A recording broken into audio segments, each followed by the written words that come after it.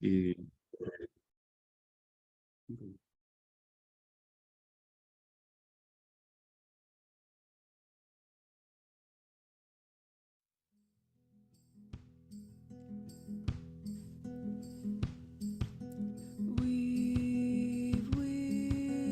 Weave it together,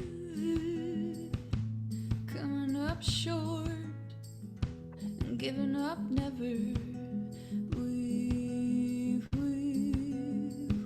it together, come along, come along, come along, come along.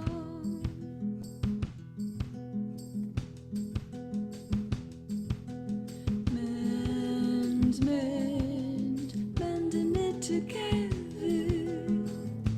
A world on fire can't last forever. We're gonna mend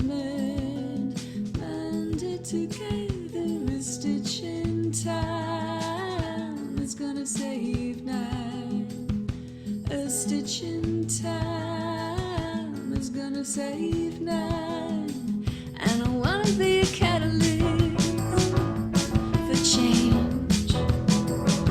Trying something different. I wanna change the rules of the game. 'Cause even the smallest bird can fly up to the top of the tree. And I wanna be a catalyst and find out what could be.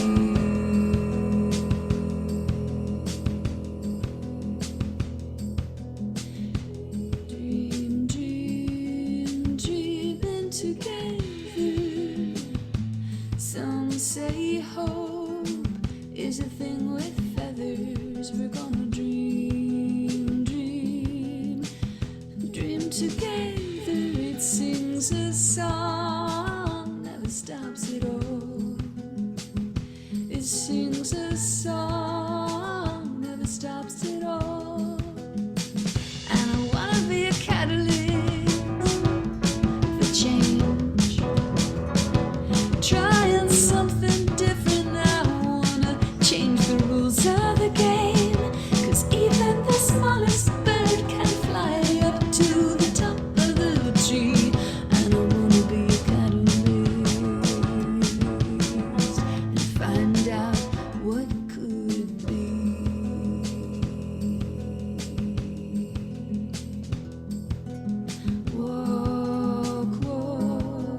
Walk along together, side by side, through this stormy weather. We're gonna walk along together, hand in hand, hand in hand, hand in hand, hand in hand. And I wanna be a catalyst for change. Trying something different. I wanna change the rules of the game. 'Cause even the smallest bird can fly up to the top.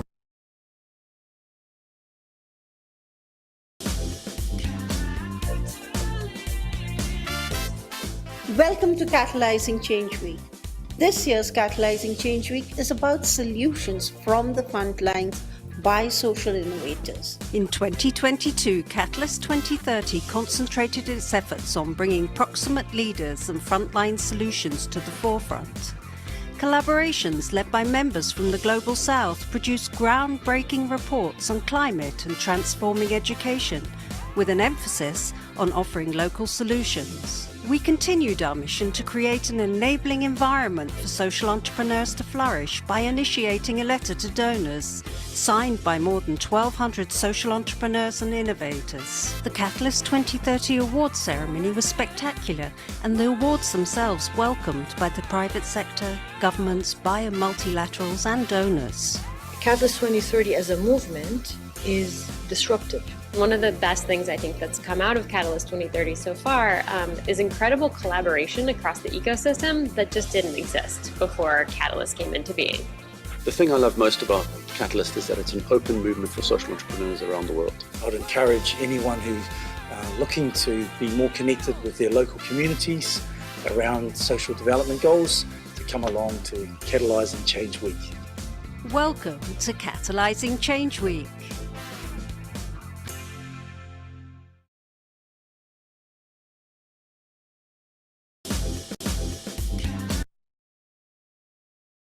Hola, bienvenidos a todos a la sesión sobre descolonización. Queremos contarles que esta sesión va a tener traducción en vivo el día de hoy, que podrán encontrarla en la barra inferior de Zoom, que dice Interpretation, donde podrán hacer clic para poder tener acceso a esta a inglés. Y bueno, con esto quiero cederle la palabra a Palmira, Daniel, para que inicie esta sesión. Gracias. Muchas gracias, Paola. Bienvenidos y bienvenidas a todas las personas que se encuentran hoy presentes. Estamos muy emocionados y emocionadas de que podamos presentarnos en la segunda semana del cambio catalizador, por lo menos desde el capítulo de Puerto Rico. El año pasado fue nuestro primer encuentro para la semana y con mucha honra fuimos de los capítulos introductorios para el año. Nos pudo representar ante el mundo completo por la red de Catalyst 2030 la compañera senadora Anaíma Rivera Lacén. Tuvimos el gusto de tenerla como nuestro representante para el capítulo. Y como les conté, este es la segunda vez que nos presentamos en la Semana del Cambio Catalizador, esta vez con una presentación titulada Descolonización para el cambio, para el desarrollo sostenible inclusivo. En el día de hoy tenemos 4 panelistas. Nos honra tener con nosotros a la compañera Palmira Río. Nos comentará en su turno sobre el cambio del desarrollo sostenible desde la desigualdad y los efectos que puede tener en la desigualdad. La segunda panelista va a ser Doris Quiñones, que va a trabajar sobre las poblaciones vulnerabilizadas, ¿verdad? Cuando no se alcanza el desarrollo sostenible inclusivo, que es un apellido muy importante que hemos decidido añadir en esta sesión para hablar de los ODS y la Agenda 2030.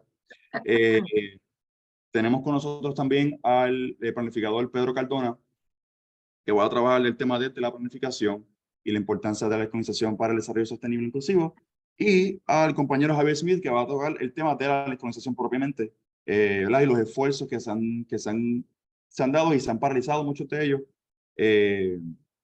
para alcanzarlo finalmente, la descolonización, que podamos trabajar el desarrollo sostenible. La premisa de la presentación es no hay desarrollo sostenible inclusivo sin la descolonización, ¿verdad?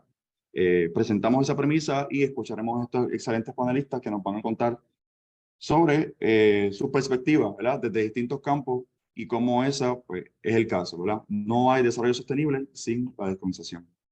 Le paso el micrófono a la compañera Palmira Ríos, que va a ser la primera panelista y que va a presentarnos el tema de la desigualdad. Palmira.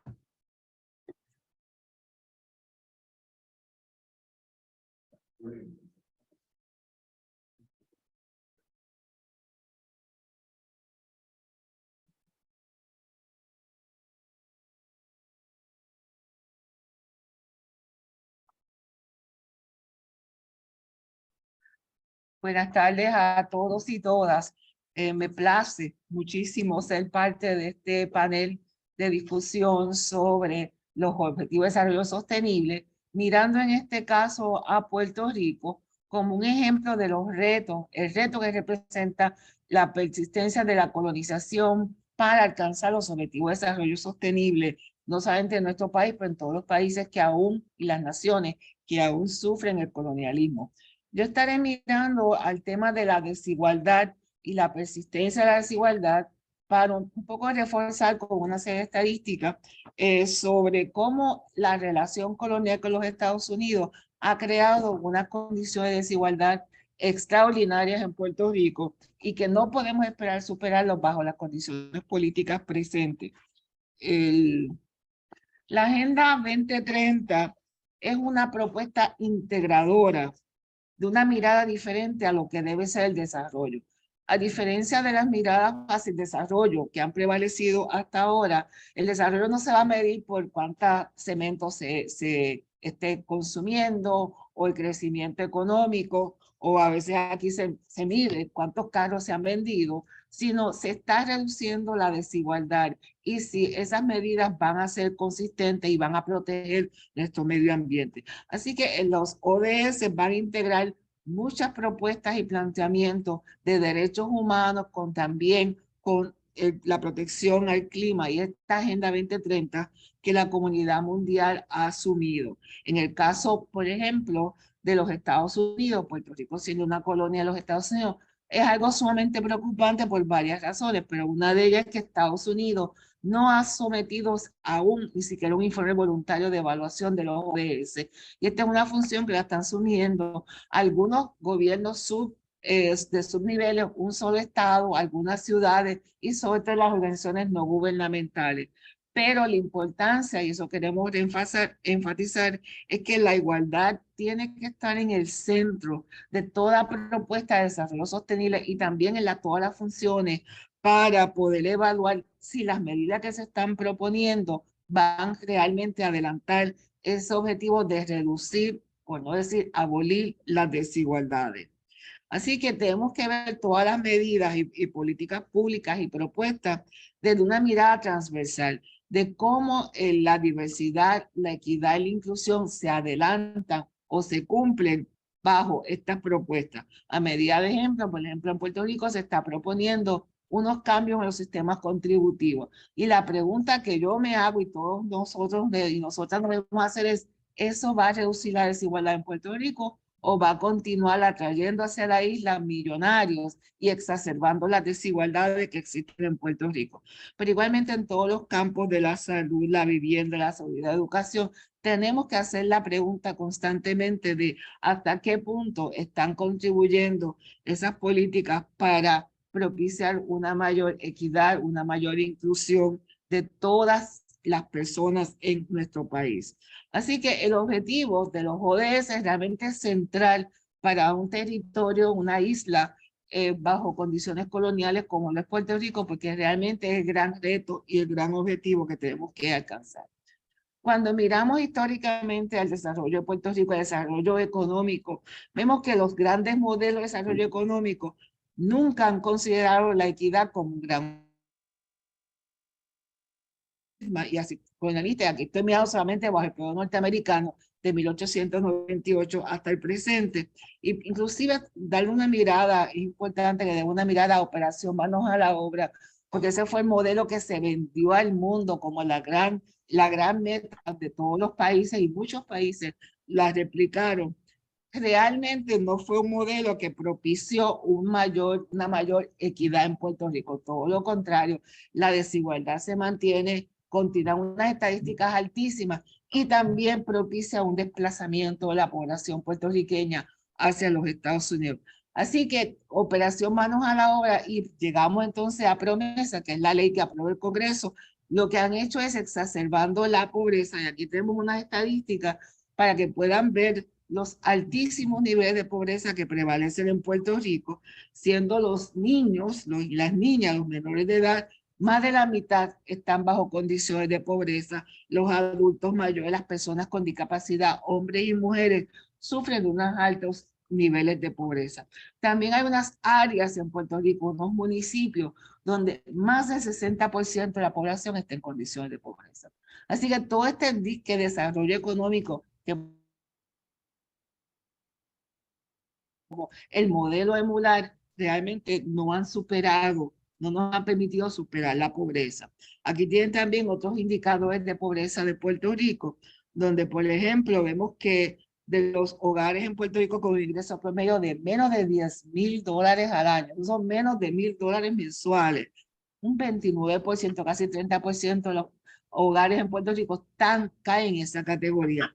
Sin embargo, solamente 1.4 están en la categoría que reciben ingresos de más de $150,000. Y estamos hablando de hogares, que puede ser que 2 trabajadores de $75,000 caigan en esa categoría. Así que realmente las grandes brechas que ha creado el colonialismo y los modelos económicos son evidentes en Puerto Rico.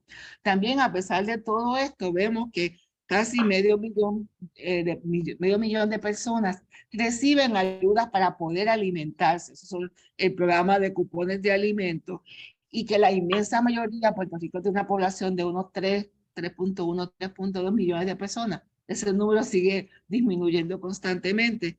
Están bajo el programa de salud pública, lo que los hace sumamente vulnerables, toda vez que el financiamiento de ese programa de salud depende de fondos federales que se aprueben, y eso cambia todos los años. Así que es una población que está en constante situación de vulnerabilidad. También quiero compartir con ustedes para que vean la diferencia y el daño que se le ha hecho a Puerto Rico, donde la población, los 5% más bajos, o sea, los más pobres de los Estados Unidos, tienen un ingreso promedio de un poco más de $14,000. Y el estado más pobre de los Estados Unidos, que es el estado de Mississippi, tiene un ingreso promedio de unos 9,715. En el caso de Puerto Rico, los más pobres tienen un ingreso promedio de 2,546. O sea, nuestros pobres son los más pobres de los Estados Unidos. En el caso de los más ricos, el 5% más alto, pues ahí hay unas grandes diferencias, pero noten que los más ricos de Puerto Rico se llevan una proporción mucho mayor del ingreso total del país. Así que las desigualdades en Puerto Rico son realmente graves. El índice de Gini, que es el índice de desigualdad y el instrumento que se utiliza para medir las desigualdades, nos plantean y nos presentan evidencia de que Puerto Rico es el territorio con mayor desigualdad en los Estados Unidos. Mientras el índice promedio para los Estados Unidos es un 48%, en el caso nuestro es de 55%, muy por encima de la desigualdad de los estados más ricos de la nación norteamericana. Así que realmente la colonialidad está afectando gravemente la igualdad en Puerto Rico. Si Puerto Rico fuera una república, estaría en la posición número 6 a nivel mundial, con el territorio del país más desigual del mundo. Así que la colonialidad, en vez de ayudarnos y promover, como se quiere decir en Puerto Rico, realmente está propiciando las desigualdades. Esto está estrechamente vinculado, por ejemplo, al empleo. Y por favor noten la baja tasa de participación laboral que prevalece en Puerto Rico. Y esto es de marzo de este año, de 23, son estadísticas bien recientes, no viejas. La tasa de participación laboral en Puerto Rico es de 43.6%. Quiere decir que la mayoría de los adultos en Puerto Rico no están en el mercado de trabajo. Y eso implica no solamente afecta sus ingresos, pero su acceso a servicios de salud y todo tipo de servicios y beneficios para sus familiares. En el caso de las mujeres puertorriqueñas, la tasa de participación es muchísimo más baja aún, de un 36.9%.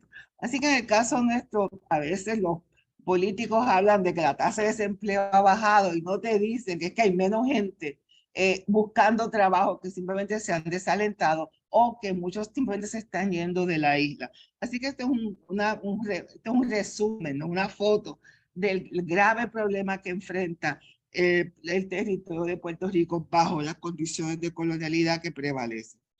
Aquí voy a ir rápidamente con los grupos que son los más vulnerables en Puerto Rico. Este es un estudio que llevamos a cabo en 2016, identificando los sectores más vulnerabilizados en Puerto Rico, los menores, las mujeres. Ajá. Compañera, disculpen la interrupción, estamos teniendo situación con la presentación, nos acaban de notificar. No se está presentando, así que voy a hacer aquí una revisión rápida y volvemos. Daniel, ahí ya la podemos ver. Ah, bueno. Ahora sí. Eso, perfecto. Perfecto, gracias, no hay problema. Y esto lo van a tener ustedes que lo puedan estudiar con mayor detenimiento luego. Estos son los sectores más vulnerables en Puerto Rico. Los que reciben la menos cantidad de servicios públicos o las peores tasas. En algunos casos hay unas grandes intersecciones. Por ejemplo, unos estudios recientes presentaron evidencia de que las personas, los jóvenes que están en situación de sin hogar, que están en la calle, que no tienen hogares donde vivir, la inmensa mayoría son afrodescendientes, muy por encima de la proporción de esta población. En el caso, por ejemplo, de las mujeres y adultos mayores, sabemos que una gran proporción de los adultos mayores, sobre todo de las edades mayores, son mujeres que realmente tienen muy bajos ingresos o que no tienen siquiera acceso a servicios de retiro. Así que todos estos son factores que están interrelacionados, son poblaciones vulnerabilizadas y también que tienen una mayor prevalencia de ser víctimas de violencia. Así que estos son los sectores que hemos identificado por varios estudios en Puerto Rico, que son los sectores que tenemos que estar monitoreando para asegurar que puedan disfrutar de los derechos.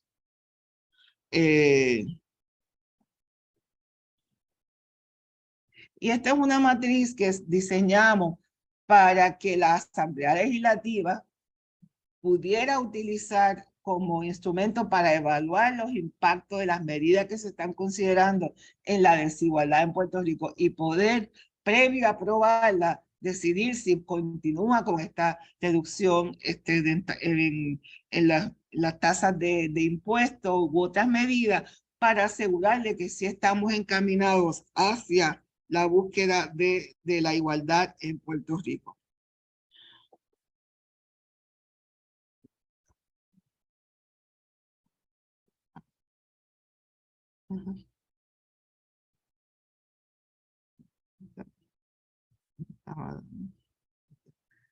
A manera de conclusión, lo que quiero plantear es que los modelos y las políticas públicas de desarrollo económico en Puerto Rico, desde la economía de la plantación hasta la ley promesa, han buscado promover las ganancias del capital y el crecimiento económico, pero reducir la pobreza y las desigualdades, buscar una armonía con el medio ambiente, no han sido los objetivos medulares, ni siquiera objetivos de esas políticas de desarrollo económico para el país.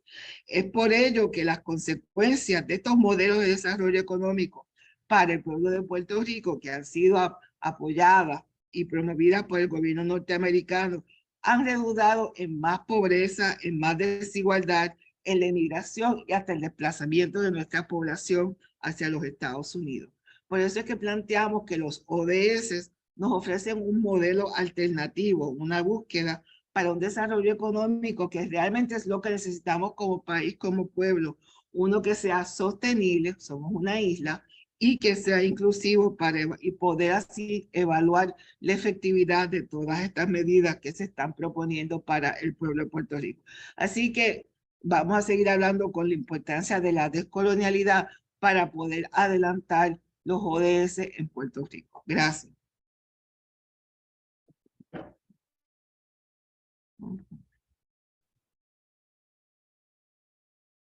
Muchas gracias, Palmira.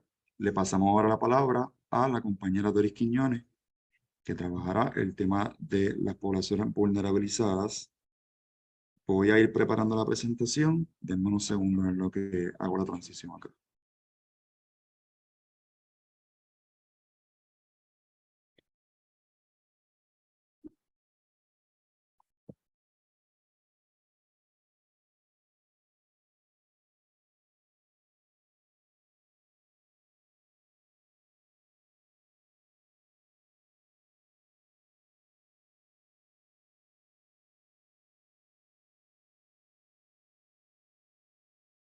Ahí está, Doris. Gracias. Saludos. Básicamente, soy Doris Quiñones Hernández, soy la coordinadora Región Caribe de la Red de Mujeres Afro-Latinoamericanas, Afrocaribeñas y de la Diáspora. Es una organización, déjame ver, ¿por dónde pasa? No quiere.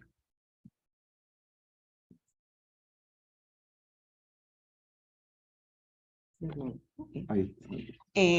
La Red de Mujeres Afro es una organización, una red, un colectivo que se inicia precisamente en 1992 frente a todos los movimientos que se estaban dando, y la red responde o se crea como una respuesta, y lo voy a leer desde acá porque ya no puedo, una respuesta al silencio frente al racismo y a la exclusión que experimentan las mujeres afrodescendientes al interior de los movimientos y de los gobiernos. En nuestros países está constituido por un promedio más de 30 países y más de 450 organizaciones de mujeres. El eje de acción es el derecho de las mujeres afrodescendientes y sus comunidades a tener una vida digna, justa, en equidad y en paz. Y esto requiere de un mundo libre de racismo, un mundo con equidad de géneros, con derechos sexuales y reproductivos y con justicia económica y representatividad política. ¿Ok? Y en ese sentido, un poco lo que está trayendo Palmira sobre precisamente una construcción histórica de este siglo XX en Puerto Rico, nos habla de cómo se ha ido o cómo se fue eliminando, quitando espacios de acción, espacios de construcción, espacios de ser, historia de muchas de nuestras poblaciones y de todos los puertorriqueños y de las mujeres todavía más. Y yo quiero presentarles 3 planteamientos muy concretos en términos de lo que ha representado los procesos de explotación, de apropiación, de negación y vulneración de muchas de las poblaciones, ¿no? Y uno de los aspectos es la vulnerabilidad y la inseguridad, que ha generado acciones violentas dirigidas especialmente a toda la población afrodescendiente, pero especialmente a mujeres, niñas y familias afrodescendientes, donde el constructo u objeto de agresiones son los cuerpos afro. ¿Okay? Y una de las experiencias que hemos estado viendo, no solamente a través de toda la historia, y lo estamos viendo al presente, uno de los ejemplos que estoy presentando es del 2017, ¿okay? Donde nos encontramos con niñas, con niños menores que están siendo acusados de agresiones y de diferentes formas de violencia, y donde se les aplica el peso más directo de la ley. Entonces las agresiones intersectadas de las construcciones de género y de sexualidades está constantemente ahí presente. Se da el proceso de perfilamiento racial, criminalización de adultos, jóvenes, niños, por su negritud y por su afrodescendiente, y se produce la aplicación exacerbada de acciones punitivas por parte de los aparatos de represión institucional. ¿Ok? Y esto lo vemos de forma repetida en diferentes circunstancias. Aquí tenemos, por ejemplo, 2019. Esto es un caso que sigue corriendo en Puerto Rico, que sigue estando en los tribunales y que desde el 2019 hasta hoy no se ha solucionado, y esta familia sigue viviendo procesos de abuso, procesos, situaciones de agresión, amenaza la vida, y continúan existiendo y siguen viviéndose. Y el Estado y los tribunales no están haciendo una labor ágil, activa. Una situación, por ejemplo, muy concreta que estamos viendo, que nos encontramos típicamente, es precisamente las agresiones verbales, los insultos, donde el objeto del insulto es la negritud, el objeto del insulto es la afrodescendencia. ¿Ok? En este sentido,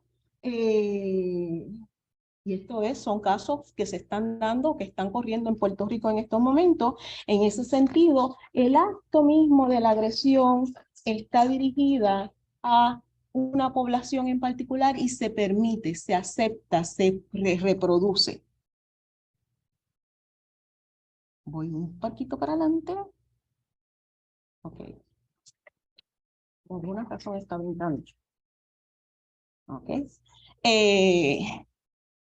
Otro de los elementos es la gentrificación, acciones y desplazamientos de comunidades afrodescendientes, y acá que están viendo un ejemplo también muy reciente del 2021, lo que pasa es que cambiaron las imágenes, donde se da una aceptación en términos de lo que es el genocidio, de lo que son los neo-eugenesia y las explicaciones casi siempre justificadas en función de los intereses de las negritudes, ¿no? De los intereses de la eliminación o de la desaparición de las negritudes. Esto está mal.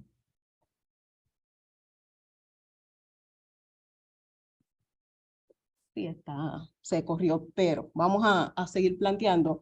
El tercer aspecto que quería destacar es precisamente la aceptabilidad, además de la aceptabilidad del genocidio, estamos hablando del tercer aspecto, sería el proceso de gentrificación y desplazamiento de comunidades afrodescendientes, donde sectores empobrecidos, sectores de poblaciones afro, se encuentran principalmente en zonas costeras, donde la tendencia es a la propiedad informal y donde hay un proceso de abandono planificado o abandono estructurado de esas comunidades, encaminado a justificarlo. Sí, hay unas situaciones ambientales, hay un racismo climático, hay un racismo ambiental, sí.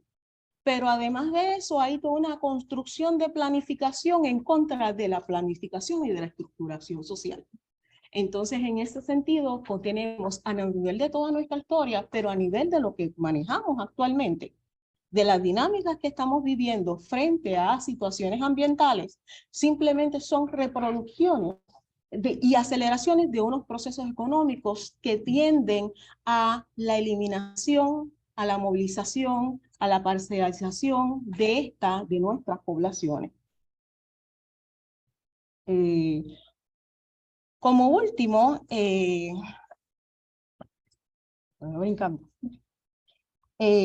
cuando estamos hablando de un proceso de tratar de crear uno de los aspectos más importantes precisamente para esta construcción de unas formas alternativas, de una ruptura de desigualdad, de buscar equidad y de equidad racial particularmente, uno de los ejercicios que hemos estado haciendo y que lo conseguimos literalmente este pasado 23 de febrero fue el desarrollo de la concentración menor en estudios e investigación en afrodescendencia.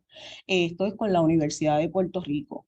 El ejercicio precisamente va encaminado a que se profundice el estudio y la investigación de las comunidades afrodescendientes desde las comunidades afrodescendientes, desde las personas afrodescendientes, el fortalecimiento de las aportaciones del ser afro en la sociedad puertorriqueña, pero no desde un pasado, sino desde un desarrollo de unas acciones de potenciación de la sostenibilidad en Puerto Rico para poder continuar viviendo, para poder continuar existiendo, independientemente de este proceso de represión que se ha vivido y que el sistema colonial mantiene. ¿Ok? Enfatizamos una metodología transdisciplinaria y decolonial en la investigación, la creación y el servicio como plataforma de acción social. ¿Ok? Déjame ver si puedo ir por acá.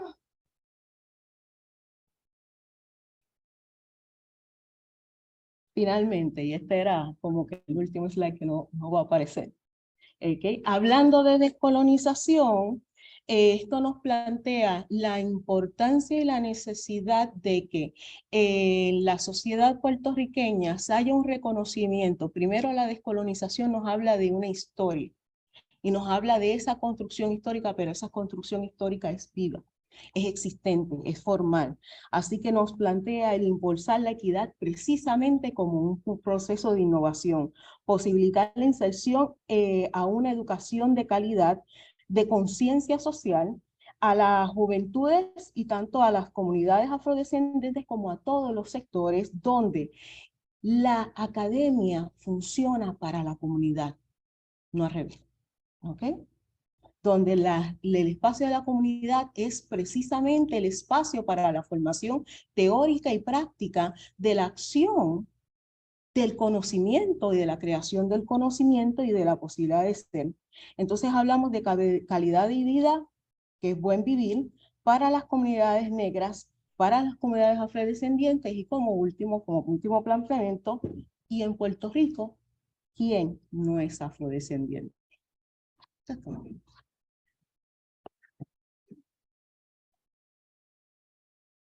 Muchísimas gracias, Doris Quiñones Hernández. Voy a pasarle ahora el micrófono al compañero Pedro Cardona.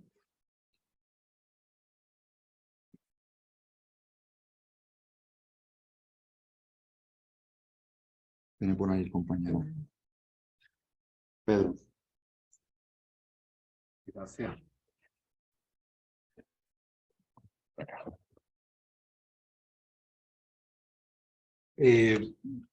Bueno, yo soy arquitecto y planificador y últimamente me describen como influencer, que mi madre hubiera dicho que es alguien sin oficio, pero sí tengo oficio y me dedico básicamente a tratar temas del territorio y análisis de los impactos que tiene nuestro pensamiento sobre el territorio en la cotidianidad. Y en el contexto en el que estamos hablando, tendríamos que mencionar que nuestro territorio, desde el momento que desembarcó Cristóbal Colón en nuestras costas, ha sido concebido como un territorio para la extracción. Ha sido un lugar del que se saca una ganancia para alguien que no está aquí. Y ese ha sido el pensamiento rector de nuestra historia, ¿verdad? Cuando luego llegan los estadounidenses en 1898, también llegaron para eso. Ya estaban presentes en partes del Caribe y su propósito era asegurar una ganancia para alguien ausente. La planificación también ha sido respuesta a eso. Desde el periodo de la colonización española se importaban modelos de España que se establecían en el territorio y respectivo de las condiciones prevalecientes en el lugar. Tanto así que lo podemos ver en nuestra primera ciudad fundada, ¿no? Que primero se implantó en Caparra y luego se dieron cuenta del asedio de los mosquitos y otras cosas y la trasladaron a la isleta de San Juan. Pero ese mismo modelo de implantar cosas que vienen de fuera se ha arrastrado hasta el presente. Con los estadounidenses, pues nosotros teníamos un edificio de correo en el Viejo San Juan, que era el primer edificio que se veía cuando tú llegabas a la bahía de San Juan. Y los estadounidenses decidieron que aquello había que cambiarlo y había que crear un edificio, ponerle un edificio al frente que diera la bienvenida a todas las personas que llegaban a San Juan y que marcara la presencia de Estados Unidos en este lugar. Fue el edificio de la Corte Federal en el Viejo San Juan, donde básicamente gran parte de los funcionarios públicos que han sido acusados los acusan allí, ¿verdad? Todos estos casos recientes los hemos visto circulando por allí o en la calle Chardón. Ese edificio, como no se confiaba en estos nativos de estas tierras, pues tiene un sistema completo de calefacción. Porque ¿quién le iba a creer a esas personas que aquí nunca iba a ser necesario el uso de un sistema de calefacción? Y mejor invertir en uno que confiar en ellos, ¿no? Pero eso mismo hace Rockefeller luego en los años 60 cuando construye el edificio de la sede del Chase Manhattan Bank en Atorrey, hoy Oriental Bank, que en un momento fue edificio del Banco BBVA, y yo estuve a cargo de hacer la transacción y la evaluación del edificio cuando pasó de una mano a otra, y ahí también descubrimos que habían calderas, que había un sistema de distribución de calor por todo el edificio, porque Rockefeller podía tener inversiones aquí, pero no confiaba en los locales. Se podía poner una pava que le daba el gobernador Luis Muñoz Marín y decía Dorado Beach, pero eso era un elemento decorativo, no era un elemento que mostrara verdaderamente una confianza. Y su presencia aquí tenía el mismo propósito de extracción que el de los españoles y el de otros.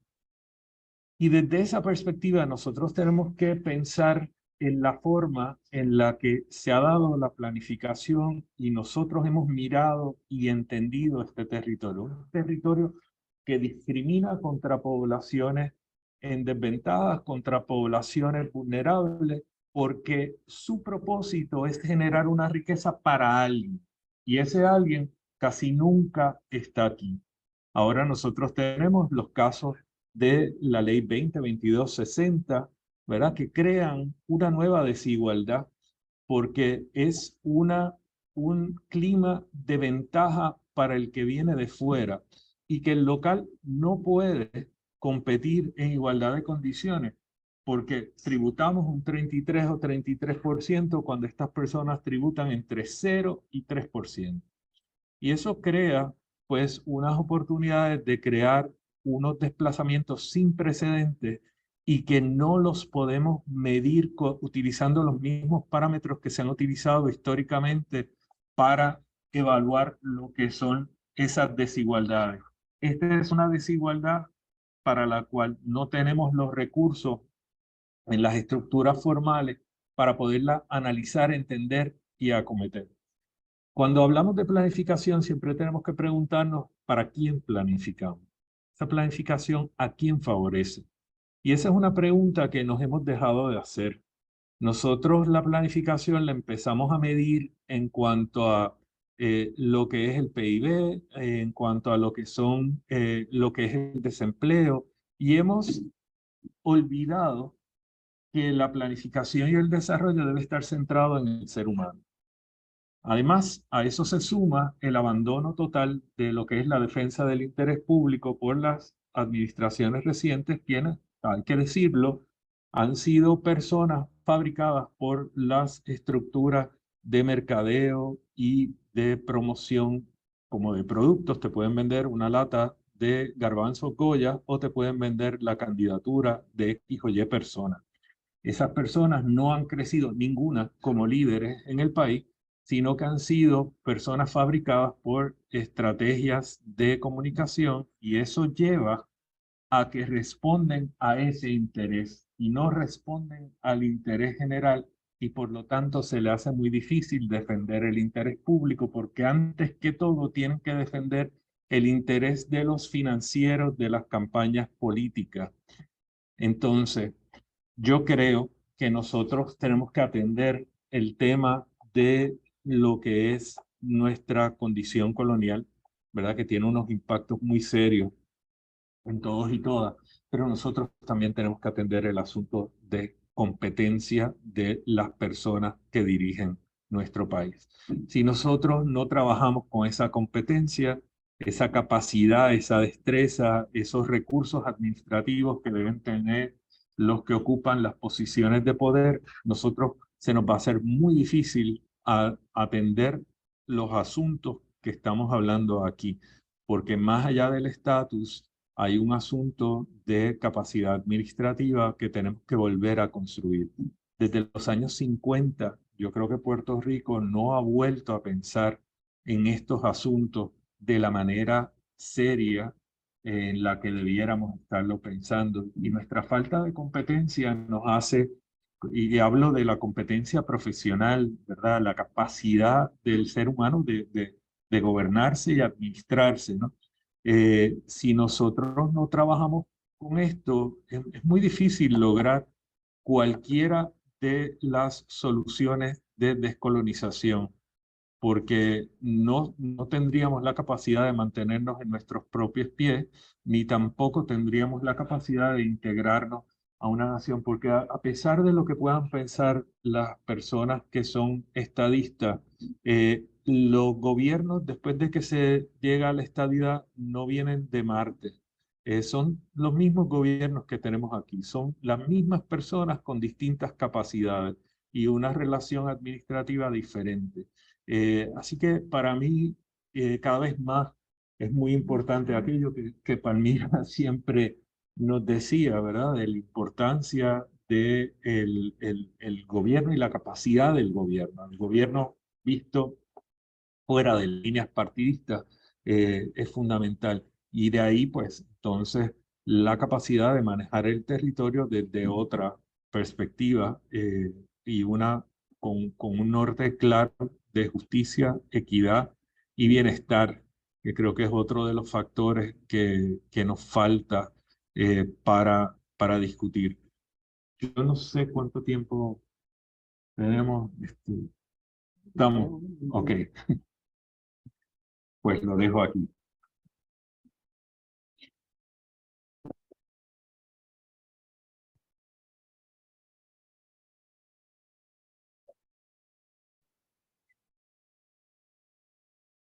Muchas gracias, Pedro. Ahora le paso el micrófono al compañero Javier Smith, que cerrará la actividad de hoy con el tema de la descolonización para el desarrollo sostenible. Claro.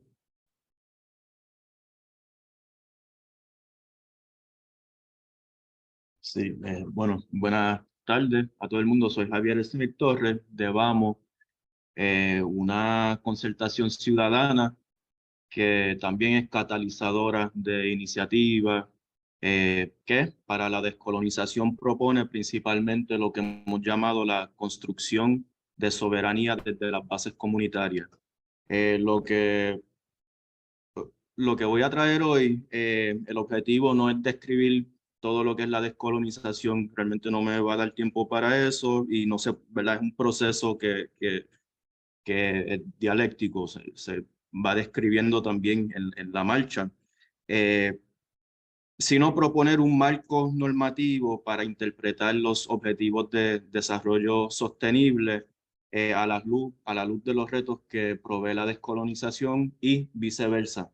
Se habló que la premisa principal es que no hay objetivos, no hay desarrollo sostenible sin descolonización, pero también podemos hablar que no hay descolonización sin desarrollo sostenible, ¿verdad? Sin algunas de las implicaciones que esos objetivos nos traen.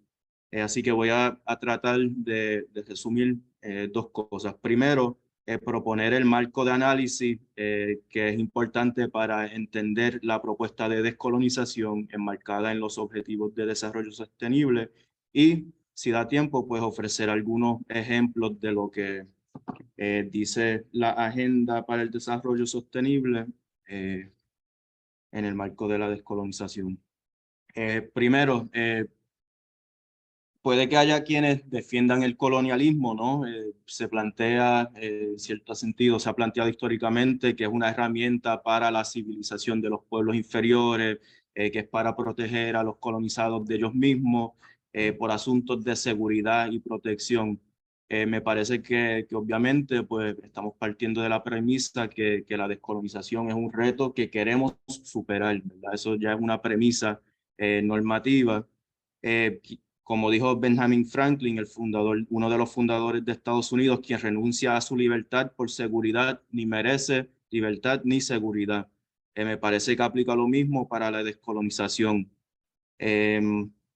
Hay otras personas que no creen que existe el colonialismo en algunas de las relaciones, ¿verdad?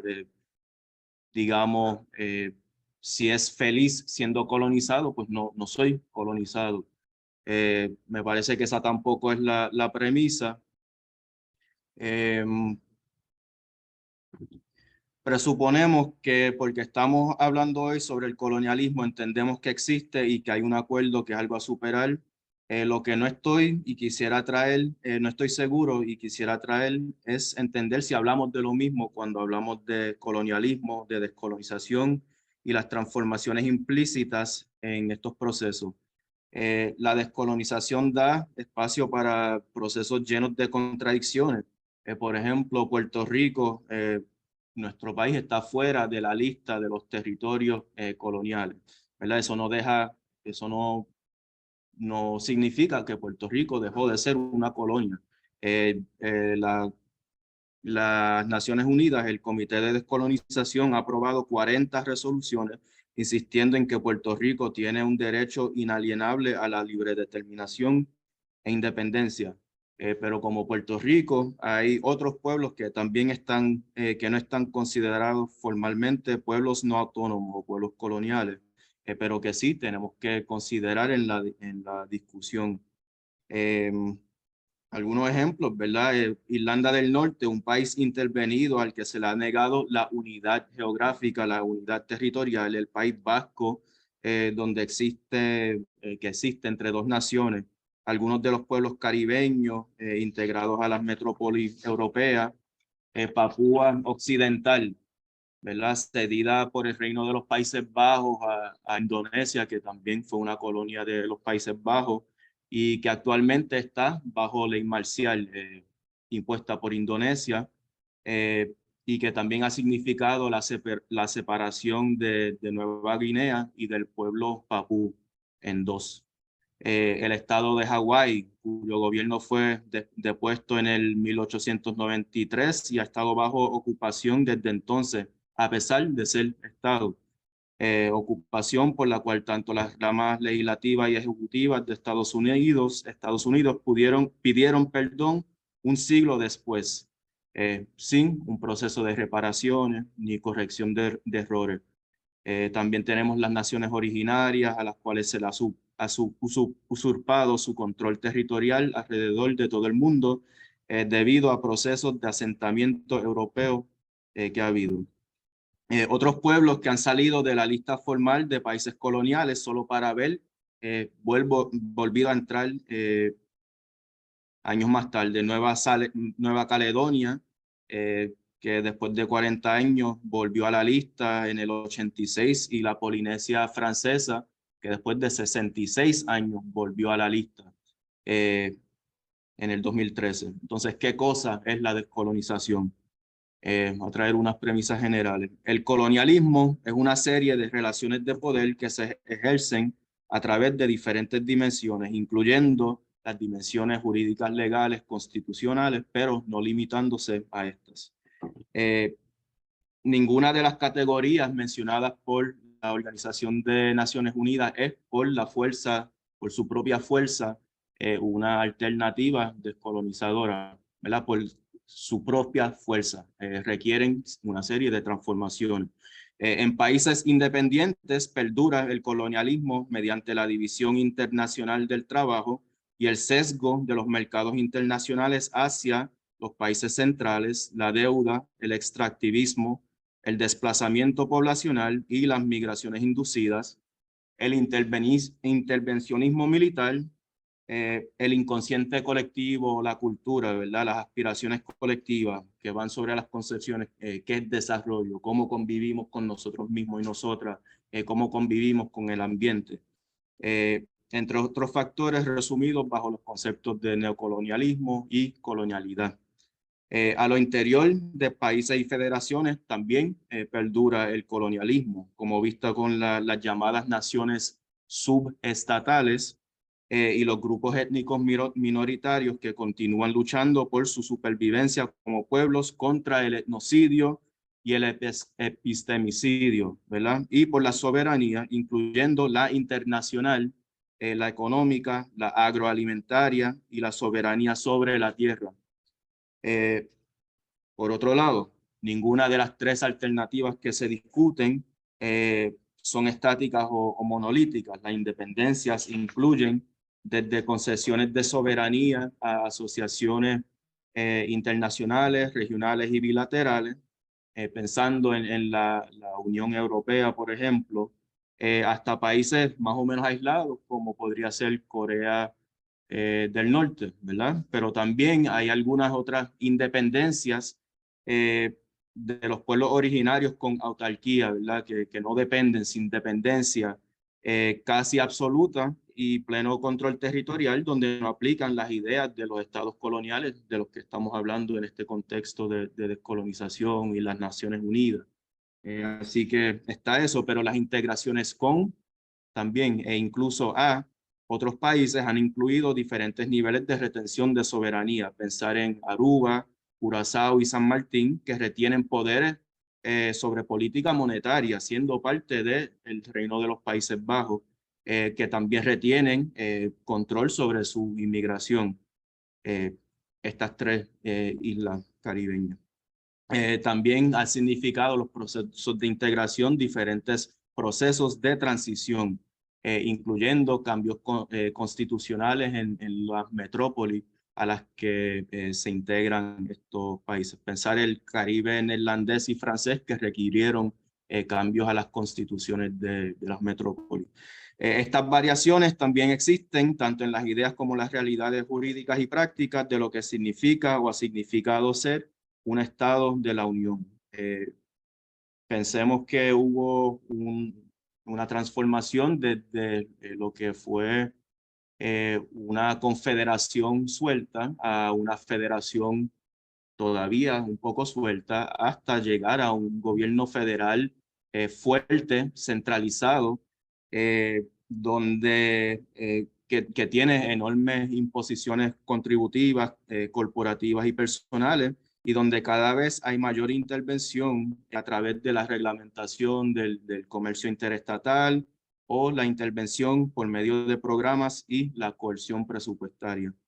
El tercero es la libre asociación, que por definición se renegocia cada cierto tiempo, siguiendo pues, los intereses geopolíticos, económicos de las partes involucradas. Pensemos en los estados federados de Micronesia, Palau, las Islas Marshall, que están renegociando su tratado de libre asociación con Estados Unidos en el contexto de una guerra geopolítica y económica entre Estados Unidos y China, ¿verdad? Siendo peones estratégicos en esa guerra. Así que por ahí lo marco.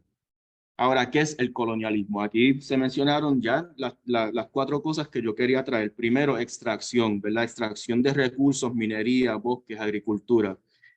Subordinación que viene siendo en dos facetas para mí. Uno, la inferiorización de modos de ser, ¿verdad? De poblaciones étnicas, minoritarias, también en las relaciones internacionales.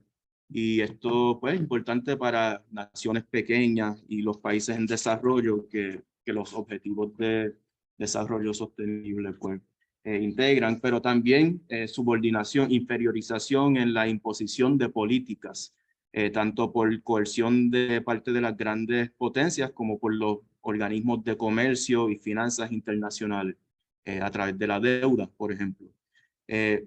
Un tercer elemento es el desplazamiento, la migración inducida, la integración o la importación de sujetos de las metrópolis coloniales a sus colonias. Así que el desplazamiento es otro elemento del colonialismo.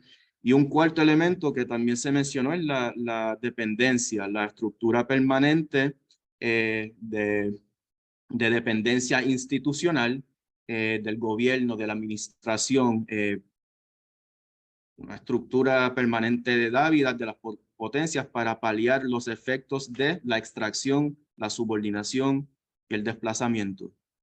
Entonces, para la descolonización, además de los criterios que establece la Organización de Naciones Unidas con sus resoluciones 742 del 1953, 1514 y 1541-15 del 1960, la resolución 2625 del 1970 resume que las posibilidades se marcan dentro de 1, el establecimiento de un Estado soberano e independiente, 2, y esa es la misma división que hacen, así que no, pero 2, la libre asociación o integración con un Estado independiente, y 3, la adquisición de cualquier otra condición política libremente decidida por un pueblo.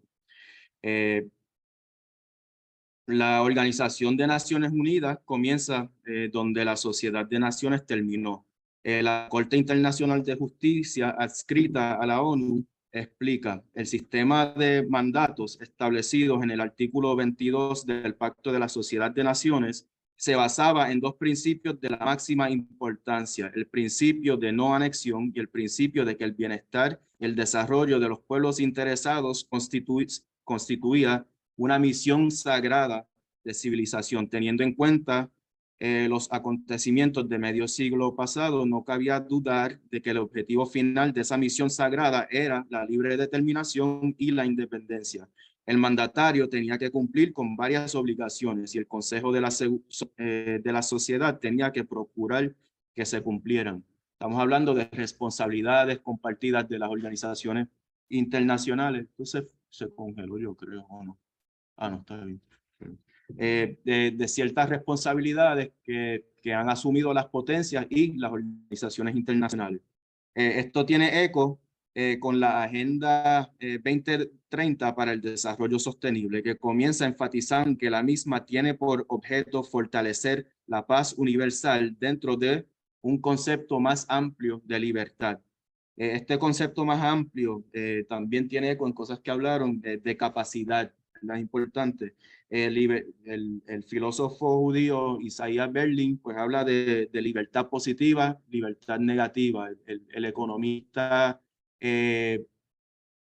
indio bengali Amartya Sen le hizo eco hablando del desarrollo de capacidades. No es suficiente la no prohibición, no es suficiente el marco legal. Es necesario tener las condiciones que permitan el ejercicio de esa libertad, que es la capacidad concreta de poder hacer. No me va a dar tiempo para dar los ejemplos, pero quiero finalizar trayendo también el pensador puertorriqueño Eugenio María de Hostos, filósofo, sociólogo y educador de Puerto Rico, que en los debates surgidos después de la invasión estadounidense propuso un proyecto amplio con personas que apoyaban diferentes relaciones formales con la metrópoli, la Liga de Patriotas. Este proyecto, y esto es una cita, son citas, quería que a la expresión de su voluntad se preparara el país entero, tanto el que trabaja como el que es capaz de gobernar. De ahí los esfuerzos hechos en los estatutos de la Liga, en la propaganda de su fundador y en las gestiones de este como comisionado de Puerto Rico por establecer la salud pública y enaltecer el carácter nacional. Estas no eran frases retóricas ni conceptos oratorios, sino exactamente los propósitos concretos. Se traían a la realidad, se hacían vida de nuestra sociedad, dando pan, sangre y músculos al cuerpo, verdad, virtudes, conciencia al alma de nuestro pueblo. A esos fines caminaba por estos medios la Liga de Patriotas, al pan por medio del trabajo, a la sangre por medio del saneamiento, a los músculos por medio de la educación del cuerpo, a la verdad por la enseñanza, a las virtudes, convirtiendo derechos y deberes en costumbres, a la conciencia colectiva, poniendo al alcance de todos un ideal de bien, no un ideal metafísico, ni abstruso, ni intangible, sino visible, tangible, sensible, el bien de la patria en el goce de una civilización completa. Nada, yo junto con las presentaciones voy a compartir los señalamientos específicos sobre los objetivos de desarrollo sostenible que caben dentro de ese marco ya más amplio de la descolonización, recordando la importancia de esos 4 elementos que señalé: la extracción, subordinación, desplazamiento y dependencia. ¿Cómo enfrentamos esos elementos? Gracias.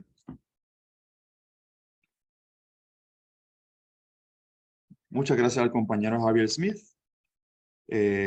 Compañeros y compañeras, con esa presentación culminamos las presentaciones de los 4 panelistas y nos encantaría abrir un segmento de por lo menos 20 minutos para comentarios y preguntas. Eso incluye a las personas que están presentes y a las que están de forma virtual con nosotros mediante Zoom. Así que abrimos el piso para preguntas que tenga el público y comentarios.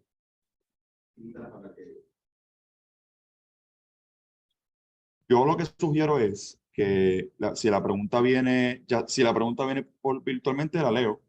Y si la pregunta viene de este público, pues la repito aquí y permito que los panelistas puedan pasar para contestar.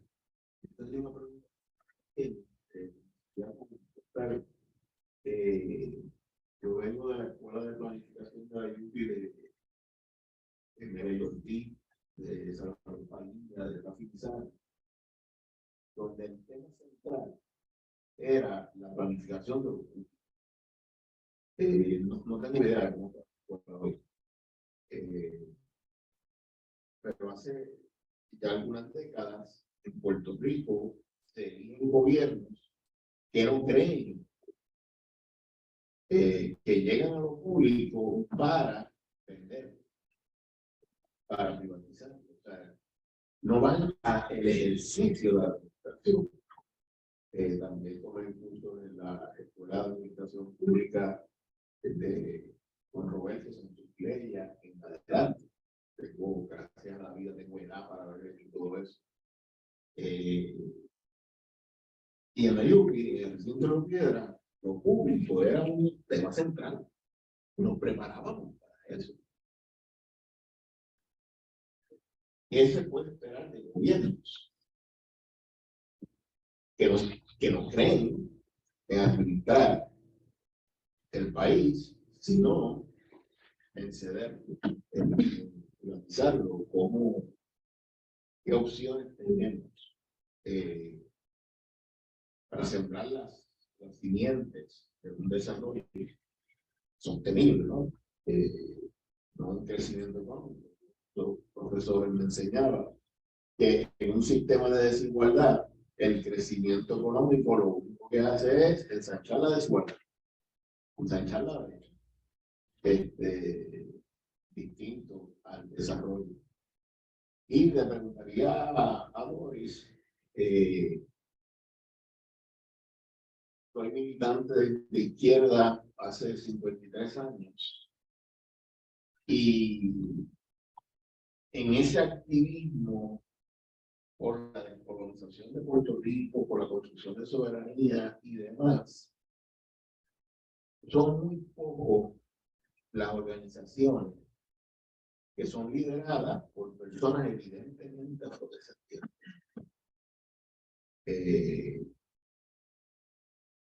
Perdonando, y es posible que yo me equivoque, yo nunca he visto un dirigente máximo negro en el PIB. No lo tuvo el PSP en la dirección máxima, sí lo tenía. En la dirección intermedia, como teníamos Pedro Rank, como teníamos, y no prolifera, excepto que sean organizaciones dedicadas al tema del racismo. En nuestra izquierda no hay esa presencia. Yo me siento muy orgulloso de 3 presidencias que ha tenido la organización Vamos. La primera presidenta fundadora fue la compañera Naima Rivera Lacena, y el actual presidente es el compañero Carlos Severino. Pero eso no apunta. ¿Cuán presente realmente está la lucha contra el racismo, la lucha por esa igualdad de equidad en nuestro propio movimiento de izquierda en Puerto Rico, más allá de las organizaciones dedicadas al tema? Eso por el momento.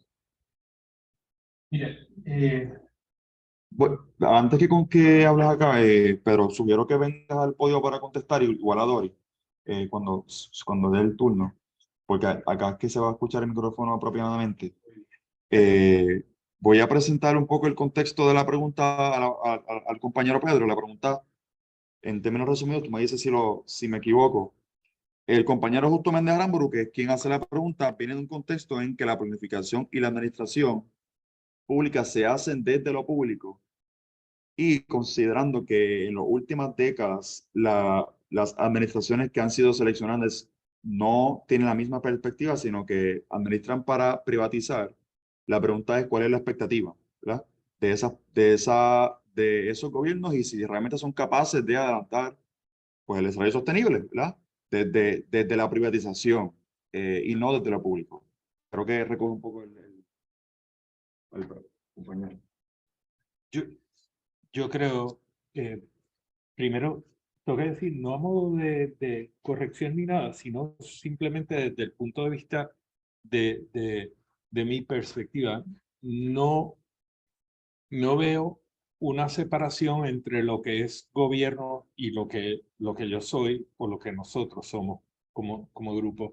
Así que desde esa perspectiva, yo creo que primero que todo, nosotros no estamos participando activamente de ese gobierno del que somos parte como ciudadanos. Hemos relegado en unas personas que son producto del inversionismo político el que tomen una serie de decisiones. Y eso también llega hasta la academia. Y yo creo que en la academia estamos viendo cómo se ha perdido esa noción de lo público y de la participación que tenemos en eso que es público. y afecta todo ese trabajo docente y lo que es ese compromiso que se le inculca a el que eventualmente va a formar parte del aparato público y la defensa de esto. Porque la escuela de administración y la escuela graduada de planificación forma personas que principalmente van a formar parte de la administración gubernamental. Así que yo creo que ahí hay una de las bases, ¿verdad? Yo creo que ese abandono de lo público es algo que para mí es fundamental que nosotros lo retomemos y lo retomemos desde la responsabilidad de la participación en el proceso público, ¿no? La estigmatización de que el gobierno es corrupto, es negativo, hace que esa finca esté vedada para cualquier persona honesta y honrada que pretenda servir al país. Eso le pertenece a un grupo distinto, ¿verdad? Algunos lo catalogan como bandidos, otros como otras cosas, pero todos como algo que es negativo, ¿no? O la mayoría como algo que es negativo. Y esa retórica ha sido una retórica construida por las propias administraciones que han tratado de mantener la hegemonía sobre ese asunto. Por lo menos esa es mi perspectiva. Y con una tendencia mucho más clara desde la administración de Pedro Rosselló González hasta acá, donde especialmente se demonizó el servicio público y se minimizó al servidor público, que era el que vivía del Estado y de los fondos de todos nosotros, y era parte de un gigantismo que se creó como que en la ficción colectiva de todos nosotros y nos ha traído hasta donde estamos. Brevemente, dos cosas. En los debates de candidatos a la gobernación, nosotros no hablamos de la capacidad administrativa de estas personas, cuya función inherente es administrar. Hablamos de los gobernadores, le preguntamos de asuntos de legislación, pero no tenemos debates en la legislatura para ver qué es lo que van a estar encaminando como legislación. Entonces, yo creo que hay unas cosas que nos crean, ¿verdad? Un vortex que nos consume, nos jala y nos lleva a un lugar donde no deberíamos estar, pero tenemos la capacidad de manejarlo. Yo creo que Smith, cuando mencionó esas cuatro cosas, ¿verdad? La extracción, el desplazamiento, la dependencia, la subordinación, nosotros tenemos que tener esto mucho más presente en toda nuestra gestión y diligencia para estar seguros de que atendemos estos asuntos desde su perspectiva. Cuando lo primero que estamos viendo en el territorio para provocar desplazamientos en lugares como puede ser Puerta de Tierra es la compra del colmadito del barrio. Porque cuando yo compro el colmadito del barrio, yo rompo una relación esencial de la comunidad, que era la relación que me permitía obtener el fiado, que me permitía estar allí, entre que me llegaba el cheque de poblaciones envejecidas, seguro social, lo que puede ser el PAN, etc. Esta persona me permitía permanecer en este lugar.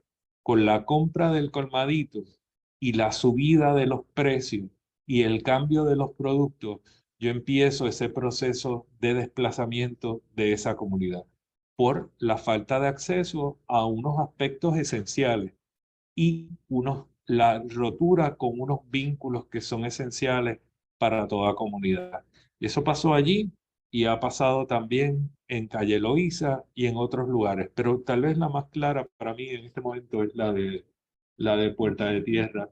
Y esas son las cosas y esas relaciones que nosotros tenemos que ver, no analizar desde fincas estrictas de que esto es de planificación, esto es de economía, esto es de tal, sino que hay que mirar estas cosas en simultáneo porque son parte de una red que permite o impide que algo suceda, como ha estado pasando.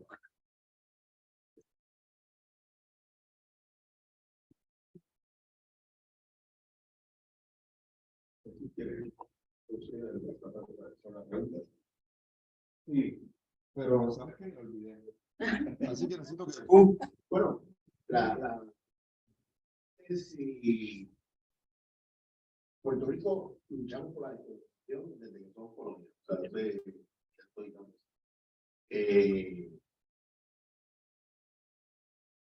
las causas que defienden las personas que luchan contra el racismo están de forma protagónica presentes en la lucha por la descolonización, ¿o no? Ok, yo creo que eso se pudo escuchar, así que... Esto se llama racismo sistémico. ¿Okay? Y lo voy a poner en esta perspectiva. El proceso de descolonización empieza en el proceso de apropiación de mi propio ser. ¿Okay? En un país como Puerto Rico, la experiencia de la población afrodescendiente es que se le niega, que se le ha negado a través de toda su historia, su existencia. Las instituciones en todos los niveles, en todos los espacios, se limita la participación, la sola presencia de la negritud. ¿Ok? El movimiento, por ejemplo, independentista o los movimientos se han destacado, sí, por la descolonización desde el proceso político, pero ese proceso de decolonialidad, de asumirse la identidad de un pueblo afrodescendiente para Puerto Rico ha sido un proceso bien marcado, y la participación de las comunidades afrodescendientes típicamente se le niega, se le elimina, se le deshace. El acceso a educación, a una educación efectiva, a una educación completa, el acceso a los bienes materiales, a la educación, a la economía, al poder participar, típicamente ese no es el espacio que se da. Y una de las cosas así que primero reprendo, recuerdo al Viso, ¿sabes? Un hombre afrodescendiente, líder nacionalista, pero no podía ser el presidente, porque era demasiado negro. ¿Okay? Entonces la experiencia no solamente es a través del movimiento independentista, sino a través de muchos de los espacios y de las instituciones en Puerto Rico, es un espacio donde la posibilidad de accesar de las comunidades o de las personas afrodescendientes se marca, y se marca a partir de procesos de ridiculización, de animalización, de negación de su participación, y ese acto mismo de poder accesar a la educación, formal universitaria, accesar a diferentes niveles, casi siempre está marcado o delineado por ese panel que me dice que no es aceptable que yo pueda llegar. Siempre hay unas barreras, y literalmente las comunidades afrodescendientes se ven continuamente, históricamente se han visto manejando unas barreras para poder accesar a lo que debería ser un bien social, un país, y que este país, como Puerto Rico, nos reconozca que somos parte y que somos Puerto Rico. ¿Te contesto?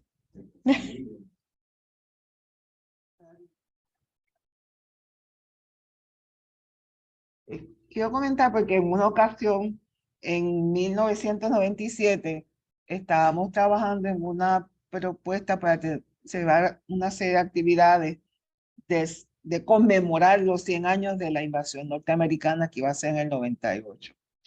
Y vamos a traer, entre otras actividades, una exhibición sobre Arturo Schomburg, un puertorriqueño, un afropuertorriqueño destacado, reconocido mundialmente, pero desconocido en Puerto Rico. Y vamos a traer toda una exhibición y aprovechar para educar al país sobre esta figura. siempre recuerdo el comentario de Mayra Santos, porque en todos los espacios políticos del 98 había una fuerte presencia de afrodescendientes, ya sean estadistas, un Barbosa o independentistas. Y entonces no fue difícil identificar todas las figuras afrodescendientes en las luchas políticas puertorriqueñas. Entonces la pregunta era, ¿y qué pasó? ¿Cómo en tan poco tiempo desaparece la presencia afrodescendiente de la política puertorriqueña? Y hay que ver de que cómo vino el establecimiento del Estado Libre Asociado con esa exclusión de la población, cómo se empezó a oscurecer literalmente la presencia. Y una de las acciones que hizo, y hay que decirlo, fue Luis Muñoz Marín, fue eliminar todas las referencias a los afrodescendientes de la historia de la política pública puertorriqueña, incluyendo los censos de población. En los censos de población de Puerto Rico se eliminó, y en un censo en los Estados Unidos se elimina la variable étnico-racial desde 1950 hasta el 2000. Así que es como que yo voy a eliminar un problema simplemente no hablando del mismo.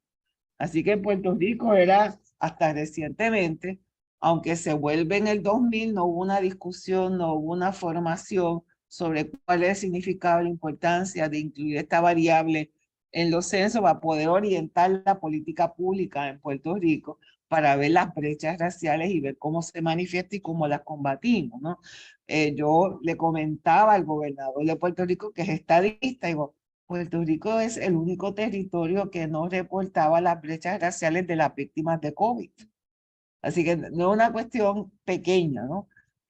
Así que si usted es estadista debería promover de que se recoge información, pero la política de los gobiernos de Puerto Rico, ya sean estadistas no progresistas, ha sido de dejar esto a un lado. Así que todas estas discusiones empiezan a levantar unos señalamientos sobre la desigualdad, no solamente sobre las desigualdades asociadas con la discriminación racial, que surgen, por ejemplo, lo que compartía recientemente en el conteo de personas sin hogar, donde fue evidente porque Puerto Rico no pudo nuevamente ignorar esa variable, como lo hacía anteriormente en este último conteo, si lo vuelve a incluir, de que hay una brecha racial y que la población joven que está en la calle y mayoritariamente afrodescendiente. Así que cada vez que incluimos la variable, vemos esa gran desigualdad que se sufre en Puerto Rico, y que para hablar de desarrollo sostenible, inclusivo, también tenemos que incluir muy deliberadamente la variable de la discriminación racial, al igual que la discriminación por género y las desigualdades, porque están ahí. Ya no las podemos continuar ignorando,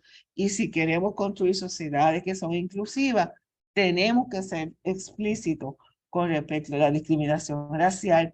Y algo que los que participamos en la conferencia mundial contra el racismo en Durban lo señalamos, y en todas las reuniones posteriores, de que tenemos que tomar conciencia de que las discriminaciones raciales existen. En nuestro caso afrodescendiente, pero puede ser de otros grupos nacionales, y que, de hecho, desde los objetivos de desarrollo del milenio estamos planteando que debe haber objetivos explícitamente miran a la discriminación racial, y es algo que estamos proponiendo para la revisión de los ODS en el futuro, que debe ser incluir un objetivo específico sobre la discriminación racial, en nuestro caso de afrodescendientes y de otros grupos.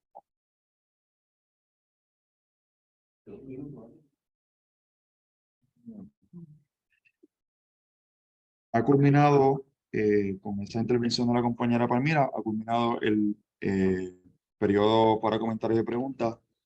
Queremos dar las gracias a las personas que estuvieron aquí presentes, no solo con nosotros en la universidad, sino también quienes se conectaron virtualmente.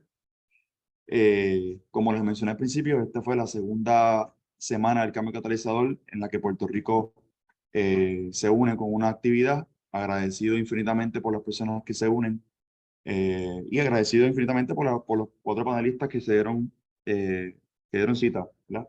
Y pudieron contar desde su trinchera la importancia de la descolonización para el desarrollo sostenible inclusivo, que es la meta, no solo de Catalyst 2030, sino obviamente del capítulo de Puerto Rico, que se une a la red, se unió el año pasado y tiene intención de continuar. Así que, ¿verdad? Una vez más, agradecido por la presencia de los panelistas y el público, damos por finalizado el evento de hoy.